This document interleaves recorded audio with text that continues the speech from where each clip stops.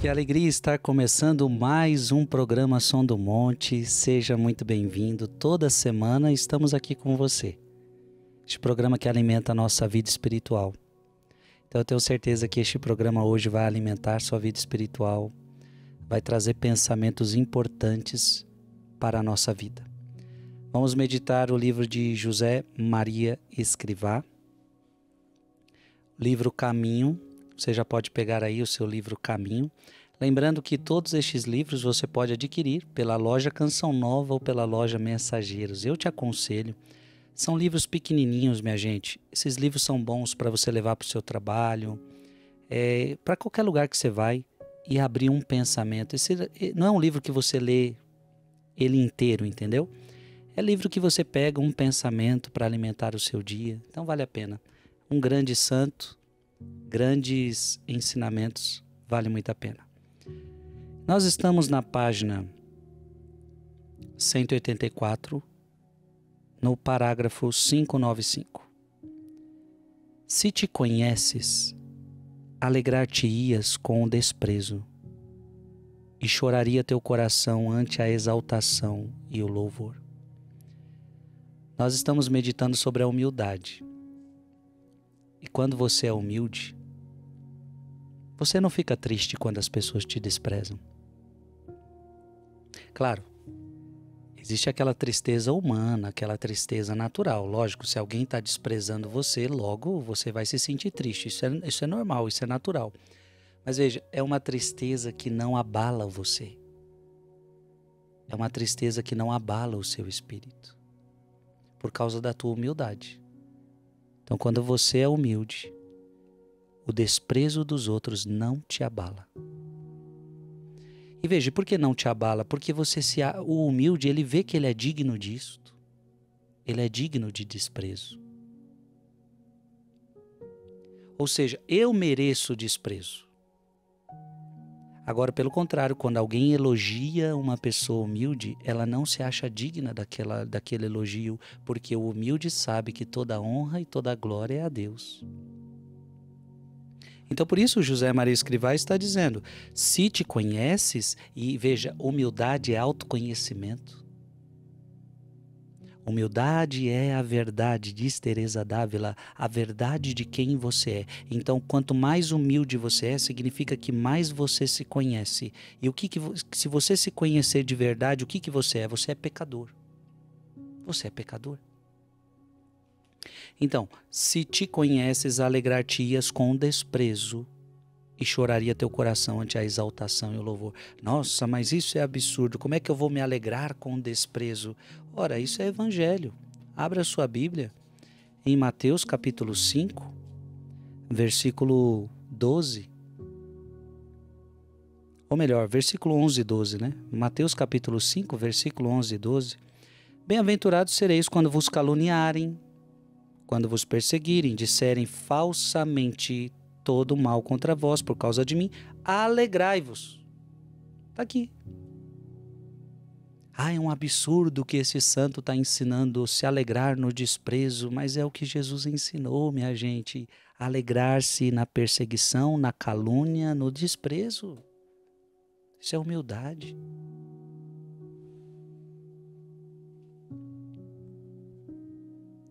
Cinco, 9:6. Não te aflijas por verem as tuas faltas. Quando as pessoas começam a ver as suas faltas, os seus pecados, as suas fraquezas, não se afliges. A ofensa a Deus e a desedificação que podes ocasionar, isso é o que te deve afligir. O que deve afligir você são os seus pecados. Quando você ofende a Deus. Mas não quando as pessoas veem as tuas fraquezas, as tuas misérias. De resto, que saibam como és e te desprezem. Não tenhas pena de ser nada, porque assim Jesus tem que pôr tudo em ti. Olha que bonito. De resto, que saibam como és e te desprezem. Então não se preocupe se as pessoas te desprezam, se as pessoas não te valorizam. Não tenhas pena de ser nada. Você não é nada. Gênesis capítulo 3, versículo 19, lembra-te que és pó e ao pó vais retornar. Não somos nada. Mas por que ter pena disso? Porque assim Jesus tem que pôr tudo em ti. Ou seja, não sendo nada, eu preciso em tudo de Deus. Gente, a humildade é o melhor caminho. A humildade é o melhor caminho. 5:9-7. Se agisses de acordo com os impulsos que sentes em teu coração e os que a razão te dita, estarias continuamente com a boca por terra, em prostração, como um verme sujo, feio e desprezível, diante desse Deus que tanto te vai suportando. Forte. 5:9-8. Como é grande o valor da humildade, acima da fé, da caridade, da pureza imaculada, reza o hino jubiloso de nossa mãe em casa de Zacarias. Porque ele olhou a humildade de sua serva, eis que desde agora me chamarão bem-aventurada todas as gerações. A importância da humildade. 5:9-9. És pó, sujo e caído. Ainda que o sopro do Espírito Santo te levante sobre todas as coisas da terra e faça que brilhe como ouro ao refletires nas alturas, com a tua miséria, os raios soberanos do sol da justiça, não esqueças a pobreza da tua condição. Um instante de soberba te faria voltar ao chão e deixarias de ser luz para ser lodo. Gente, isso aqui é uma riqueza. Então veja que eu comecei o programa falando da importância de ter um livro desse. Um pensamento desse aqui alimenta o seu dia inteiro.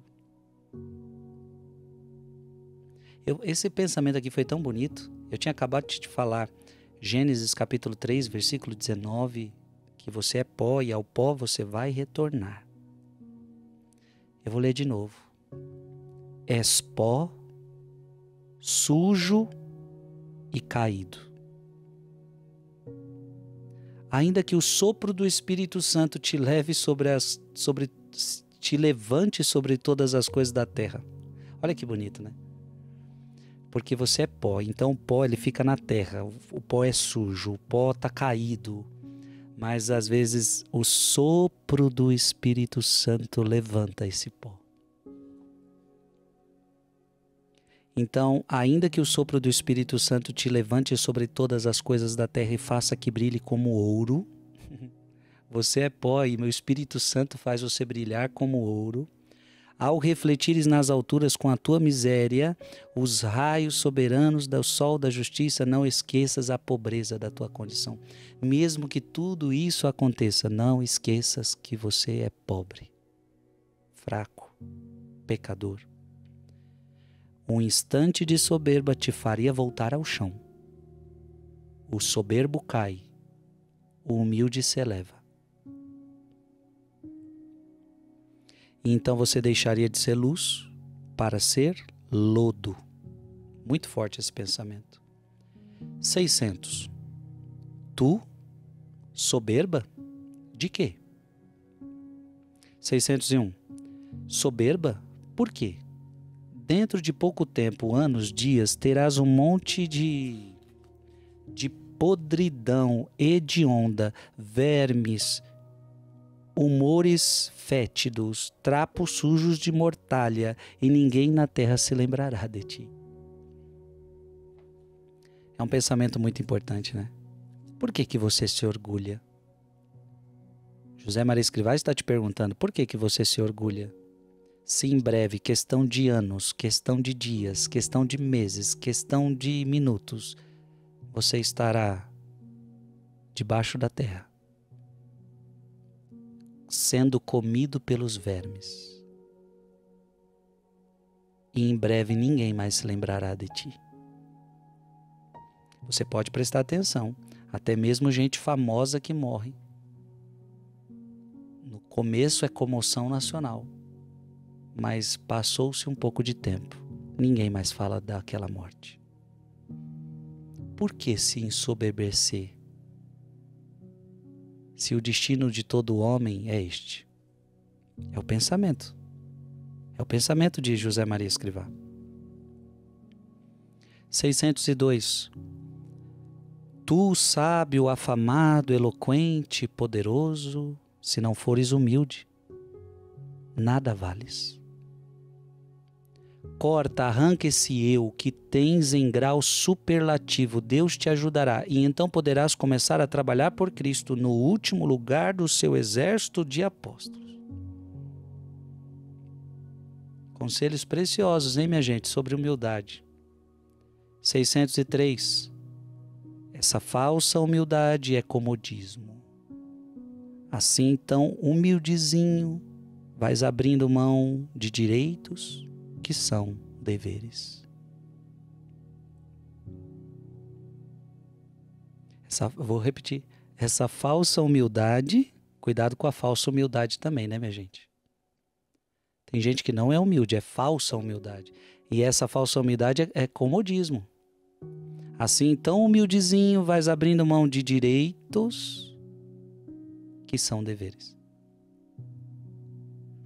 Então, muitas vezes eu posso me esconder atrás de uma falsa humildade para não fazer coisas que são os meus deveres. E eu alego que isto é humildade. 604.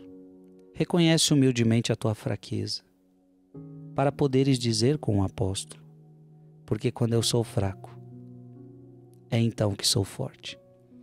Eu aconselho você ler esse episódio, que está em 2 Coríntios, capítulo 12. Eu convido você, eu não vou ler não, mas eu convido você a ler na sua casa. 2 Coríntios, capítulo 12, versículo de 1 a 10. Porque aqui Paulo vai falar que ele foi elevado cadê aqui, ó? Conheço um homem em Cristo que há 14 anos foi arrebatado até o terceiro céu. Sabe, ele fala de uma experiência mística altíssima, mas ele estava propenso ao orgulho. E aí Jesus vai ensinar muita coisa para ele. Esse capítulo aqui é importantíssimo. 2 Coríntios, capítulo 12, versículo de 1 a 10. Que aí Paulo entende. Quando eu sou fraco, é então que eu sou forte. É imprescindível entender esse trecho da palavra de Deus. – 605. Padre, como pode suportar todo esse lixo? Disseste-me depois de uma confissão contrita. Calei-me pensando que se a tua humildade te leva a sentir-se assim, como lixo, um montão de lixo, ainda poderemos fazer algo de grande de toda a tua miséria. 606. Olha como é humilde o nosso Jesus. Um burrico foi o seu trono em Jerusalém. 607. A humildade é outro bom caminho para chegar à paz interior. Se você quer a paz interior, é preciso humildade. Sem humildade você não tem paz. E por que não tem paz? Porque o orgulhoso, ele sempre está brigando com alguém, ele sempre quer um primeiro lugar, ele sempre quer ter razão. Então não tem como ter paz desse jeito. Só através da humildade você encontra paz.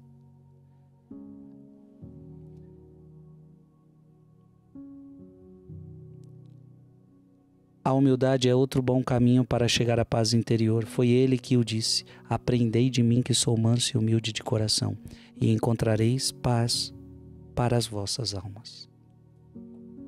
Gente, o programa de hoje está bom demais. Um breve intervalo e a gente já retorna. Estamos de volta ao programa Som do Monte. É uma alegria imensa estar aqui com você. Estamos meditando o livro Caminho de José Maria Escrivá. Estamos na página 187, no parágrafo 608. Não é falta de humildade conheceres o progresso da tua alma. Assim podes agradecê-lo a Deus. mas não te esqueças de que és um pobrezinho que veste um bom terno emprestado. Olha que bonito, né? Você olhar o seu progresso, entender que você cresceu, isso não é falta de humildade. Sabe? Então eu posso olhar para trás e falar, poxa, o Frei Gilson cresceu, amadureceu. Isto não é falta de humildade. Ou seja, reconhecer que Deus fez isso na sua vida. É claro, é falta de humildade se você fala, eu conquistei, eu sou bom, eu sou o melhor, eu cheguei até onde eu estou hoje por causa do meu esforço. Aí sim é falta de humildade, mas quando você olha para trás, vê o seu progresso, entende que tudo foi graça de Deus, entende que Deus foi maravilhoso, te agraciou com tantas bênçãos, isso não é falta de humildade. Mas não te esqueças que és um pobrezinho que veste um bom terno emprestado. São João da Cruz diz que toda a bondade que nós temos, ela foi emprestada por Deus. Então, se você é bom, é porque Deus te emprestou a bondade dele. De nós não vem nada de bom. Quem disse isso foi Jesus, para o jovem rico. Só Deus é bom.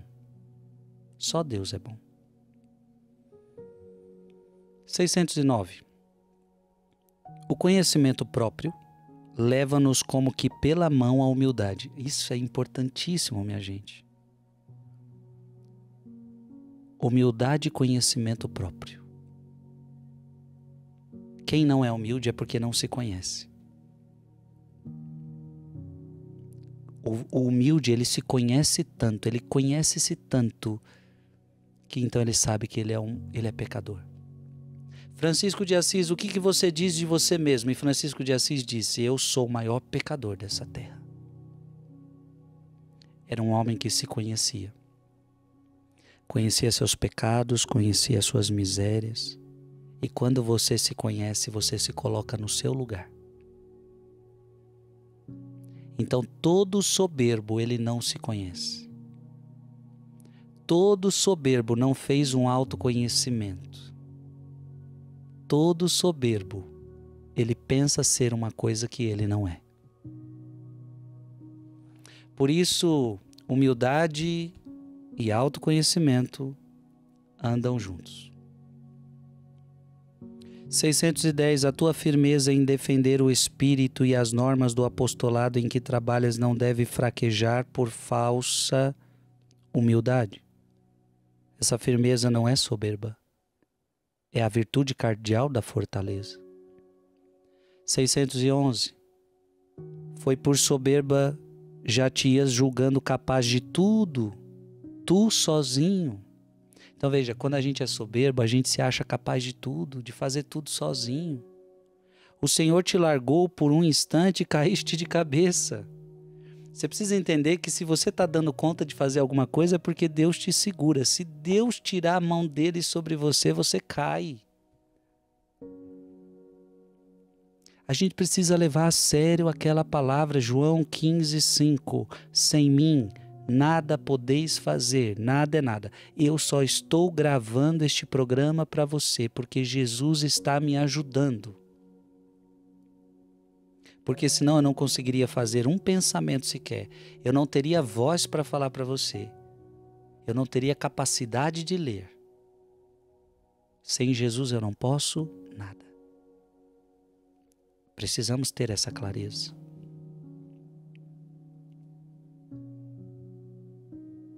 O Senhor te largou por um instante e caíste de cabeça. Ser humilde e o seu apoio extraordinário não te há de faltar. Então, quando a pessoa ela é humilde, significa que ela sabe que tudo vem de Deus. Então, ela depende de Deus. A este Deus nunca abandona. Só que quando você é orgulhoso, quando você cai no orgulho, Deus precisa... Sabe igual o pai? Aquele filho que você quer segurar, que você quer proteger. De repente, ele se acha que ele pode fazer tudo sozinho. Aí você fala, vou deixar agora ele cair, vou deixar agora ele quebrar a cara para ele ver que ele precisa da minha ajuda. E aí o filho vai e quebra a cara e chega para você chorando. Não é que o pai fez isso com maldade, mas era uma correção para ele aprender. É um soltar a mão, é tirar um pouquinho a proteção para que você aprenda que sem mim você não pode. Então Deus muitas vezes faz isso na nossa vida. Ele tira a mão para que você entenda que sem Ele você não pode. Eu pedi para você ler 2 Coríntios capítulo 12. É justamente o que está acontecendo. Paulo pede para Deus tirar o espinho na carne e Deus fala, não vou tirar. Porque o demônio está me esbofeteando. O demônio estava esbofeteando Paulo. E Deus disse para Paulo, não vou tirar o espinho na carne. Não vou tirar o demônio. Porque você está precisando entender que você é fraco. Você está muito soberbo, Paulo. Você está entendendo? Deus quer que você caminhe para a humildade. A soberba não te faz bem. E Deus, quando você entra para o caminho da soberba, Deus precisa dar um jeito para que você volte para o caminho de humildade.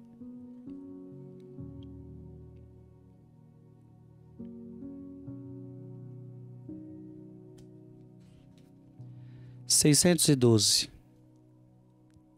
Bem podias repelir esses pensamentos de orgulho. Afinal, és como um pincel nas mãos do artista e nada mais.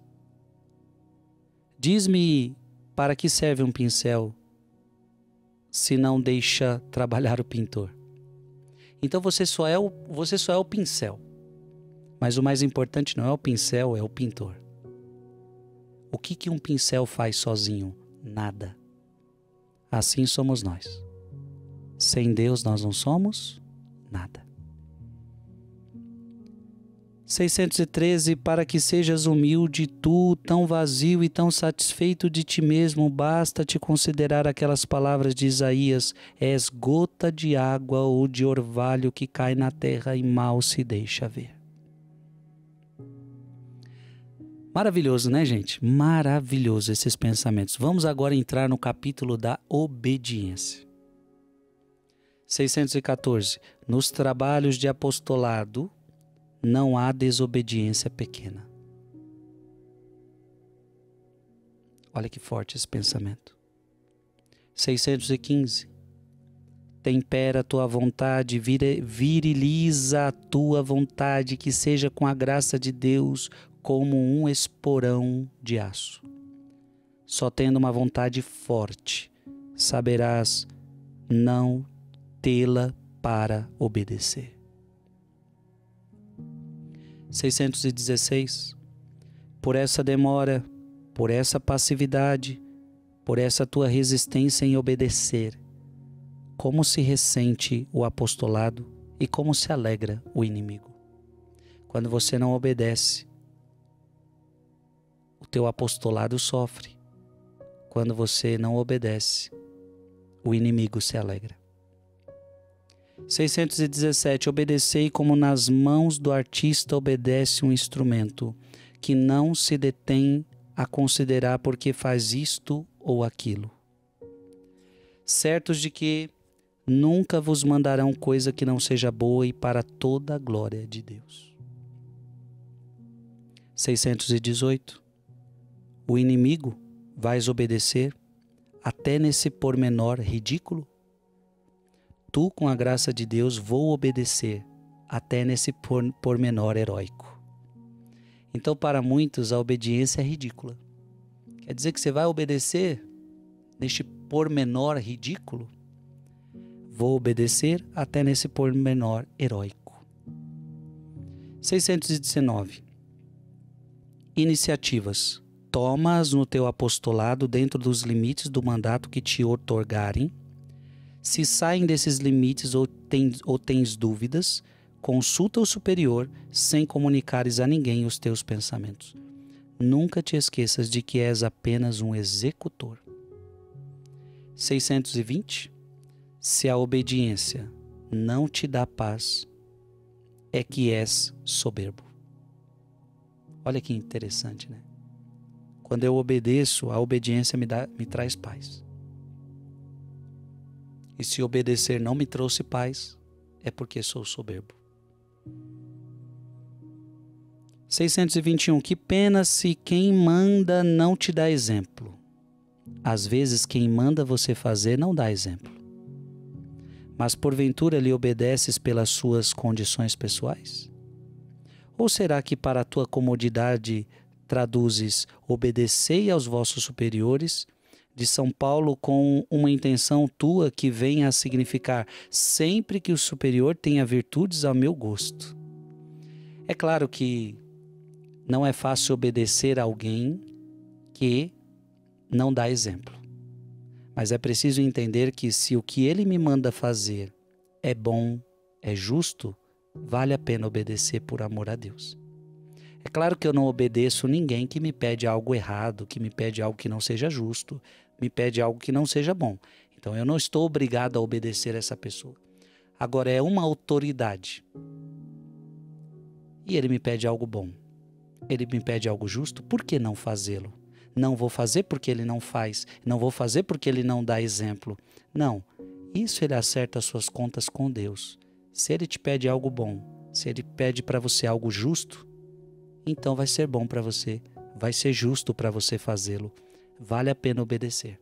Agora ele que preste as suas contas com Deus por não estar fazendo aquilo que ele manda. Minha gente, programa bom demais, chegamos ao fim. Eu espero você na semana que vem, se Deus quiser. Em nome do Pai, do Filho e do Espírito Santo. Amém.